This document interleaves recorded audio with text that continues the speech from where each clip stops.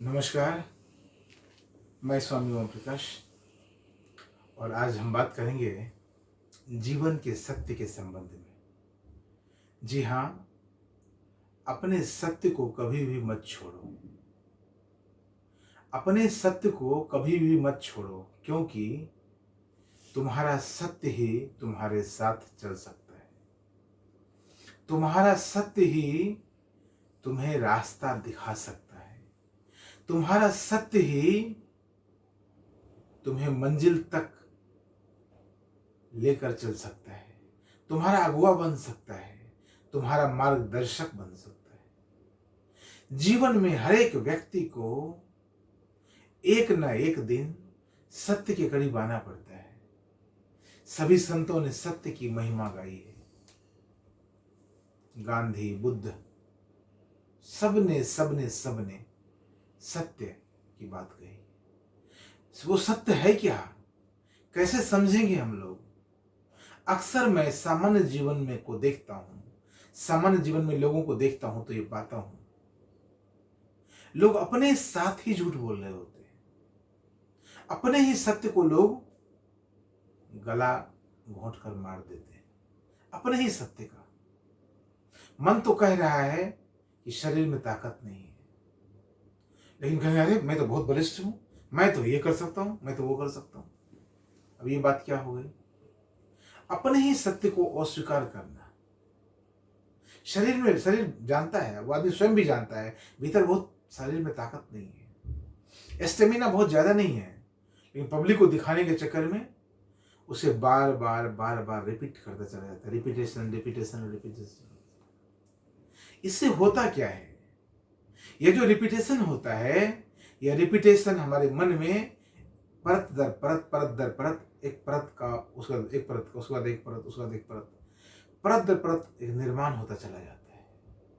हमारा मन इतना ज्यादा परत बना लेता है कि हमारा मन बहुत मजबूत हो जाता है, बहुत ज्यादा मोटाई हो जाती है उसकी। इतनी परतें जम जाती हैं, उस परत को काटने के लिए, उस परत को तोड़ने के लिए, उस परत को छिन्न और भिन्न करने के लिए हमारे पास उतना महान सत्य नहीं होता है। उतना ज्यादा धीरज हमारे भीतर नहीं होता है। उतना ज्यादा धैर्य हमारे भीतर नहीं होता है। उतना ज्यादा पैसेंस हमारे भीतर नहीं होता है। उतनी ज्यादा क्रिएटिविटी, रचनात्मकता, उतना डायनामिज्म, उतना एंथुजियाज्म हमारे भीतर नहीं होता है। तो क्या होता है? जब उतना एंथुजियाज्म, उतना डायनामिज्म हमारे भीतर नहीं होता है, तो हम अपने मन के द्वारा जो परत दर परत का निर्माण किया था, मोटी से मोटी परत का निर्माण किया था, उसको हम तोड़ नहीं पाते हैं।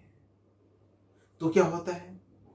तो वो जो परत है, वो परत हमारे शरीर पर शासन करने लग जाता है। हमारा मन हमारे सत्य पर हावी हो जाता है। फिर हमारा सत्य कभी भी उस परत को चीर कर, फाड़ कर बाहर निकल नहीं पाता। समझ रहे ना? ये विज्ञान है। मैं जो आपसे कह रहा हूं, ये कहने के लिए नहीं कह रहा हूं, ये जीने के लिए कह रहा हूं। इसी जीवन से,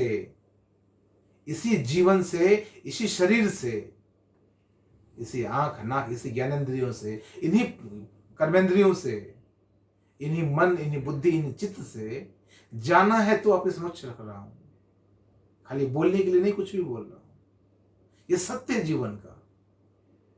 हर एक व्यक्ति स्वयं के साथ ही झूठ झूठ और झूठ बोलता चला जाता है और परत दर परत का निर्माण करता चला जाता है। वही परत इतना ज्यादा हो जाता है, वो परत इतना मोटा हो जाता है, इतना गहरा हो जाता है, इतना भारी हो जाता है कि दूसरे तरफ जो सत्य का पलड़ा है वो हल्का हो जाता है। आप एक तरफ सोना रख दीजिए एक अमाउंट में, और दूसरी तरफ कचरा डालते रहिए, डालते रहिए, डालते रहिए, डालते रहिए, डालते रहिए। क्या होगा? सोने की वैल्यू से ज्यादा कचरे का वैल्यू हो जाएगा, क्योंकि प्रतिदिन आप डाले जा रहे, प्रतिदिन डाल रहे हैं। सोना आपने एक दिन डाला और कचरा प्रतिदिन डाले जा रहे, जीवन भर डाले जा रहे। क्या होगा?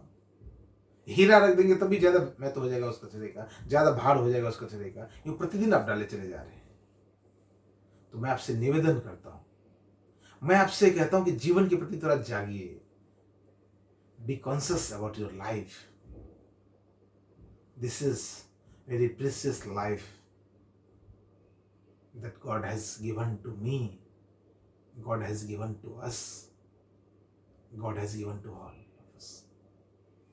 इतना महत्वपूर्ण जीवन है, उस महत्वपूर्ण जीवन के भीतर उतना महान सत्य छुपा हुआ है। उस सत्य की ओर हम नहीं देखते हैं और असत्य का साथ देते चले जाते हैं। फलतः हम एक असत्य का पहाड़ निर्मित कर देते हैं, एक माउंटेन निर्मित कर देते हैं, एक चट्टान निर्मित कर देते हैं। वही चट्टान हमारे जीवन पर भारी पड़ जाता है। हमारा जीवन बहुत महत्वपूर्ण है, लेकिन हमने जो चट्टान निर्मित कर दिया असत्य का, वो असत्य का चट्टान पूरे जीवन पर भारी पड़ जाता है। तो क्या होता है? तो वही होता है कि मनुष्य होकर भी मनुष्य का जीवन नहीं जी पाते। कालिदास के बारे में एक कहावत है, एक कहानी है कि कालिदास पेड़ की जिस शाखा पर बैठे हुए थे उसी शाखा को काट रहे थे। एक पेड़ है, उसकी शाखाएं निकली हुई है, शाखा पर बैठकर उसी शाखा के जड़ से काट रहे थे। कहते हैं मूर्खता की पराकाष्ठा थी वो। कहानी कहती है कि मूर्खता की पराकाष्ठा है कि पेड़ की जिस डाली पर आप बैठे हैं उसी के जड़ को आप काट रहे हैं। लेकिन मैं कहता हूं कालिदास की कहानी सांकेतिक है या वास्तविक, वो एक अलग विषय है। हम सब कालिदास के बराबर ही मूर्ख हैं। उस कहानी में जो कालिदास हैं हम सब उतने ही मूर्ख हैं। मुझे लगता है कालिदास की वह कहानी हम सबों के ऊपर बराबर बराबर और बराबर रूप से लागू होती है। हम सब उतने ही मूर्ख हैं। कालिदास की कहानी सुनते हैं तो हमें हंसी आती है, हमारे चेहरे का भाव थोड़ा खुशनुमा हो जाता है। अरे वाह, कितना बड़ा मूर्ख बेवकूफ था कालिदास, जिस डाली पर बैठा उसी को काट रहा है। हम भी तो वही कर रहे हैं। जिस सत्य से हमारा जीवन चल रहा है, जो सत्य इस शरीर के भीतर, इस जीवन के भीतर, इस जीवन को, इस शरीर को चला रहा है, उसी सत्य का गला रोज दबाते चले जाते, रोज दबाते चले जाते हैं। सत्य को हम रोज दबाते चले जाते हैं और असत्य को उभारते चले जाते हैं। सत्य का परत तो ठहरा हुआ है, उसके परत को चमकाने के लिए, घिसने के लिए हम कुछ भी प्रयास नहीं करते।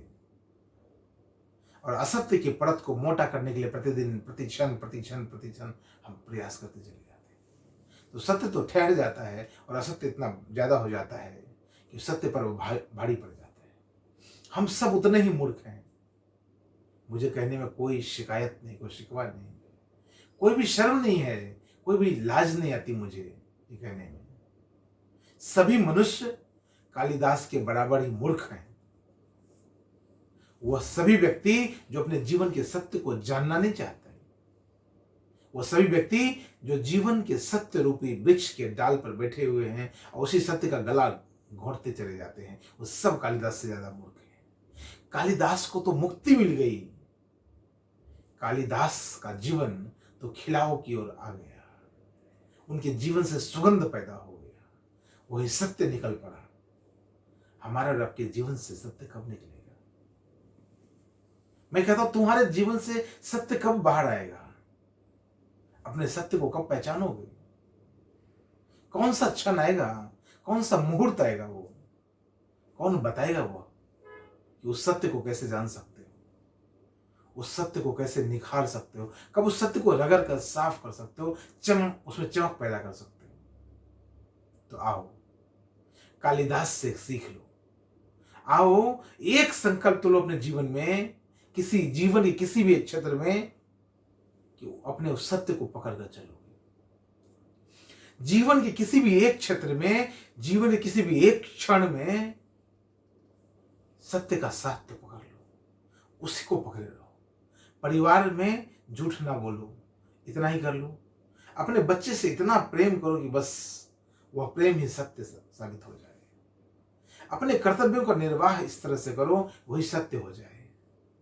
अपने देश के प्रति, अपनी मातृभूमि के प्रति, अपने वतन के प्रति, अपने कर्म के प्रति, अपने दायित्वों के प्रति, अपने जीवन के प्रति, अपने मरण के प्रति, अपने जन्म के प्रति, अपने पुनर्जन्म के प्रति इतने तो सच्चाई बनो, इतने तो सत्य को पैदा करो कि वही सत्य बाकी सभी झूठों पर भारी पड़ जाए। कहीं से भी शुरुआत हो सकता है और संभव हो तो किसी भी एक झूठ से, झूठ जैसे हम बोलते हैं आपको पता तुरंत चल जाता है, भीतर से आवाज आती है कि हम झूठ बोल रहे हैं। भीतर से कोई है, वो सत्य भीतर से गला फाड़ फाड़ कर कहता है कि तुम झूठ बोल रहे हो, लेकिन हम उसकी सुनते कहाँ हैं। तो मैं आपसे कहता हूं अपने सत्य को सुनना सीखिए, अपने सत्य का साथ देना सीखिए। और कालिदास की कहानी हमें यही सीख देती है। अन्यथा कालिदास की कहानी पढ़ते चले जाएंगे और कालिदास को मूर्ख साबित करते चले जाएंगे और स्वयं की मूर्खता पर पर्दा डालते चले जाएंगे और भ्रम में जीते चले जाएंगे। कुछ भी नहीं हाथ लगेगा, कुछ भी हासिल नहीं होने वाला है। जब तक अपने जीवन के सत्य को ना पहचानो, कुछ भी कमा लो। बड़े बड़े धन कुबेर जितनी घटिया और जितनी शर्मनाक मौत मरते हैं, उनके जीवन को देख के दया आती है, उनके पैथेटिक कंडीशन को देखकर दया आती है। वही जीवन आप भी जिएंगे और वैसा ही मौत आपको भी आनी है, आ रही है। प्रतिदिन हमारे और आपकी आंखों के सामने हजारों, सैकड़ों, दर्जनों और हजारों, लाखों लोग मर रहे हैं। आपके कितने रिश्तेदार मर गए होंगे और उसके मरने के बाद आपको लगता होगा कि आदमी जीवन कैसे नरक भोग कर गया है। बड़े बड़े राजनेता, बड़े बड़े अभिनेता कितना घटिया मौत मरते हैं, उसके जीवन को देख कर सीखो जरा, उसके जीवन को देखकर जरा एहसास तो आए, काश ऐसी मौत तो हम न मरे कम से कम। अपनी तरह की मौत मरिए, अपने सत्य को जान लीजिए और अपने सत्य को जो जान लेता है उसकी मौत नहीं आती, उसकी मृत्यु नहीं आती है। हरि ओम तत्सत।